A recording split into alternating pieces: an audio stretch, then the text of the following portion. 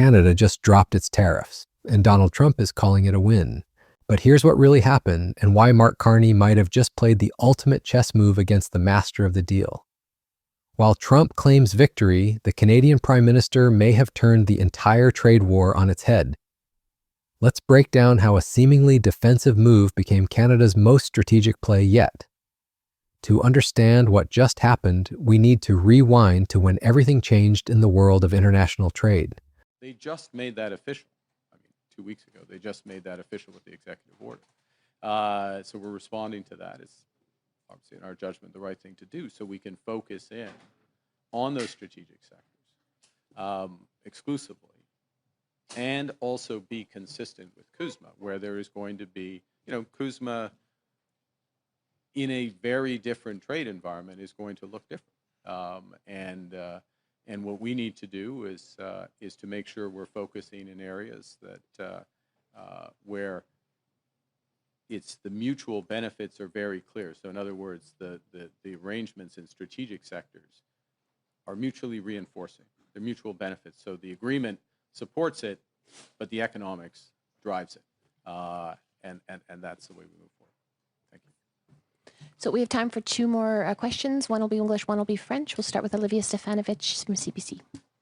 Do you have any assurances from the Americans that this will kickstart negotiations? Did President Trump specifically say that in his conversation with you? Yes. And what do you say to premiers who have called for stronger retaliatory measures against the U.S.? Yeah, look, let me say something general and then I'll be more specific, which is that I want to salute the premiers, and particularly those, some provinces are affected more than others because of the sectoral nature of these tariffs. And I want to salute those premiers for the collaborative way we've been able to work together and the focus on the workers and the businesses themselves. And there's a combination of support for the workers and businesses, such as we provided in the steel sector, liquidity, capital, by Canadian, at the federal level, at the provincial level, across, and working in collaboration. The United States had fundamentally transformed its approach to global commerce, with average tariffs jumping from just 2% to a staggering 16%. This seismic shift in American trade policy sent shockwaves through the global economy, forcing trading partners to reconsider their entire approach to dealing with Washington. Canada's initial response, was swift and decisive. The country imposed 25% retaliatory tariffs on a massive list of American goods, everything from oranges and alcohol to clothing, shoes, motorcycles, and cosmetics. This was Canada's direct counterpunch to Trump's punishing tariffs on Canadian steel and aluminum. For months, Carney held the line, refusing to back down until Trump made concessions. But on August 1st, the stakes escalated dramatically.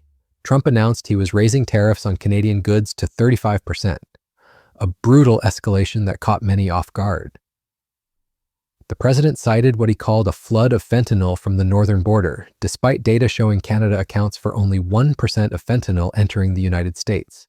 He also blamed Carney's recognition of Palestinian statehood as jeopardizing the talks. The message was clear: Trump was done negotiating. Then came Friday's bombshell announcement.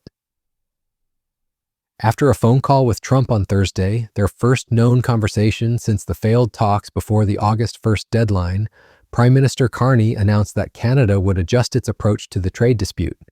Quick reaction from the Oval Office. Canada's decision to remove retaliatory tariffs on CUSMA-compliant U.S. goods seems to have pleased the president, but it received sharp opposition from the reminted opposition leader. He promised he would have elbows up. He promised he could, quote, handle Trump, and that he would, quote, negotiate a win. Those are his promises, and he needs to be judged by his word.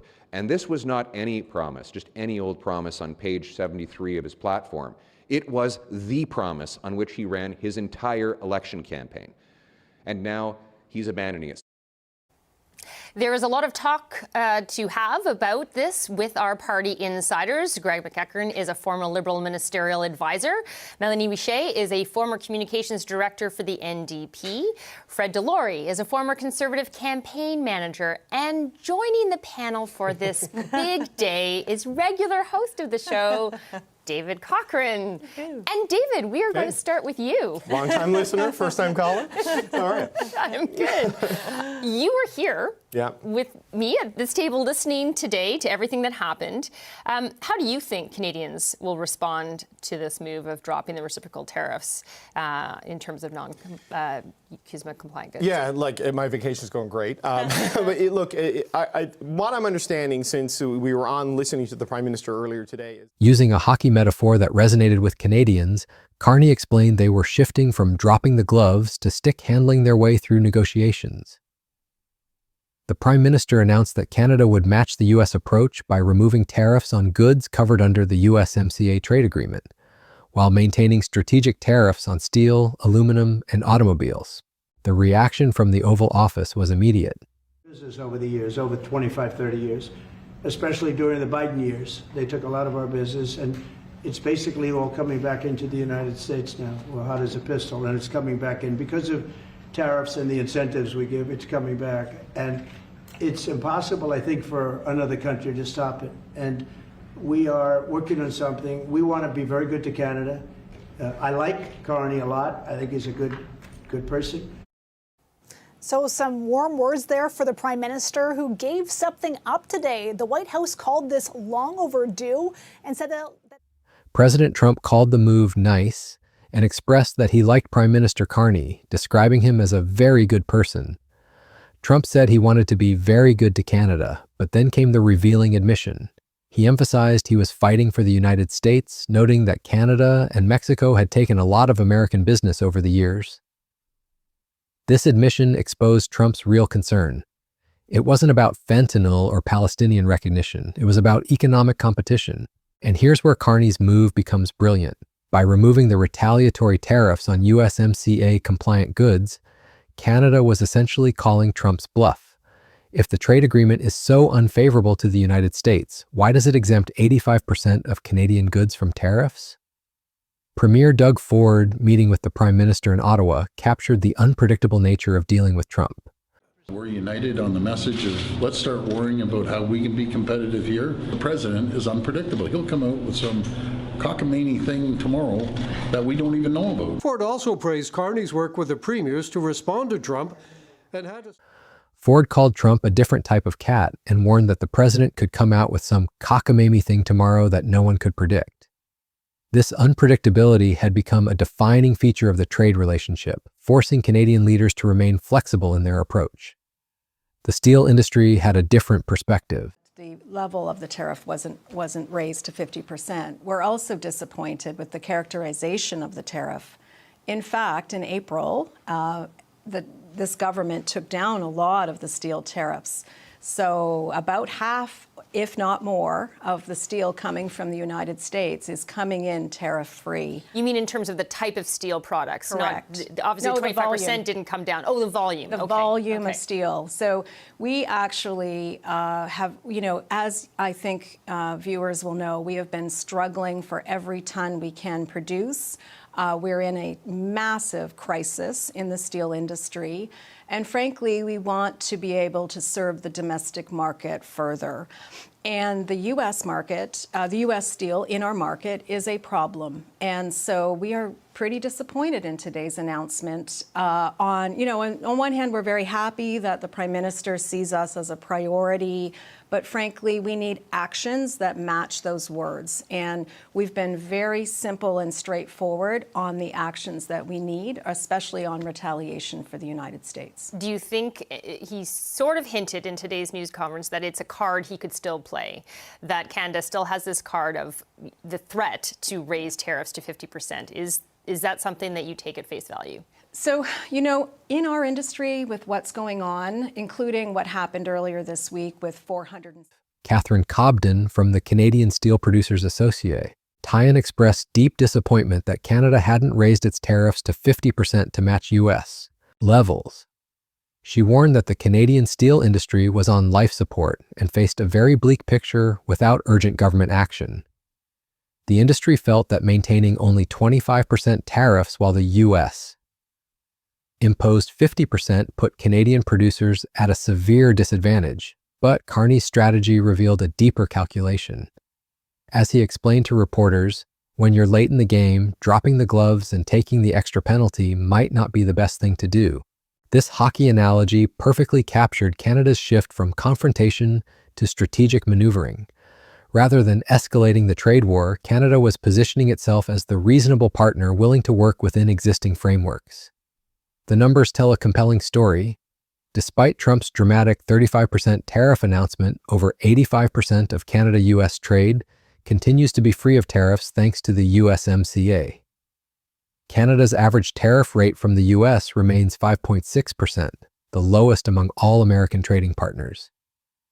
While other countries face Trump's blanket tariffs, Canada maintains preferential treatment under the existing trade agreement. The political reaction at home was swift and divided. Conservative leader Pierre Poilievre immediately called it capitulation, accusing Carney of making generous concessions without getting anything in return. Union leaders characterized the move as Canada backing down, with Unifor President Lana Payne posting that walking back counter tariffs wasn't an olive branch. It only enabled more U.S. aggression. Yet Carney's response revealed his confidence in the strategy. He emphasized that Canada currently has the best trade deal with the United States. And while it's different from what they had before, it's still better than that of any other country. This wasn't the language of defeat. It was the language of someone who knows they hold the stronger hand. The timing is everything. The USMCA is up for review in 2026, and Carney called this moment a unique advantage for Canada. By dropping the retaliatory tariffs now, he's positioning Canada as the reasonable partner willing to work within the existing framework, while Trump continues to alienate other allies with his tariff wars. The strategic implications go even deeper. Canada and China are the only countries that have retaliated against Trump in his trade war. By partially backing down while maintaining tariffs on key sectors, Canada is showing it can be flexible without being weak. This positions Carney as a pragmatic negotiator heading into the crucial 2026 USMCA review. Meanwhile, Trump's tariff strategy is facing challenges everywhere else. His blanket tariffs on other major trading partners are creating economic headaches at home, while Canada gets to maintain its preferential access to American markets. This gives Canadian businesses a competitive advantage over European and Asian competitors who face much higher barriers.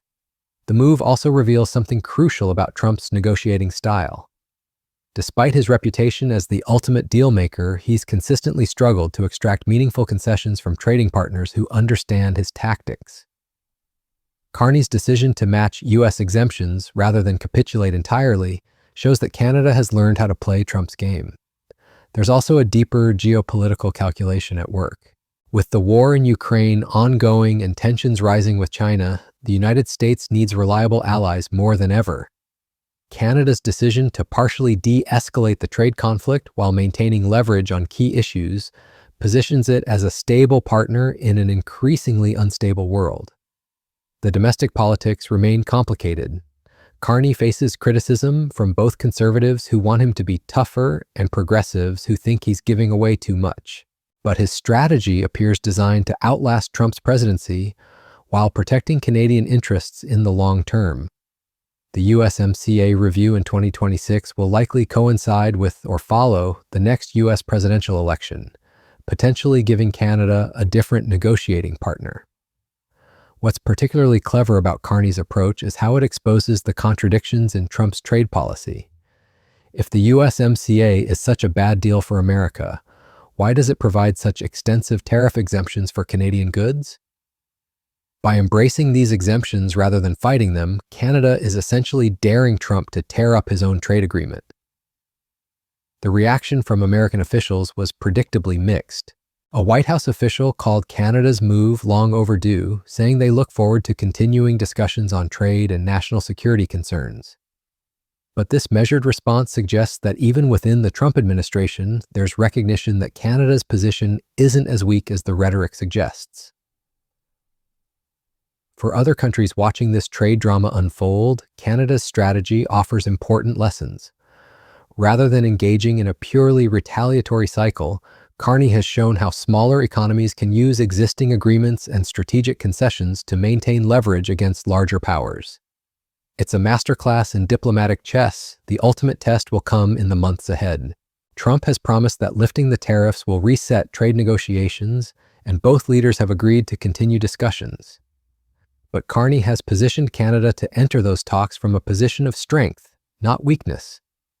By keeping tariffs on steel, aluminum, and automobiles while removing them on USMCA-compliant goods, Canada maintains pressure on the sectors that matter most while demonstrating good faith on everything else.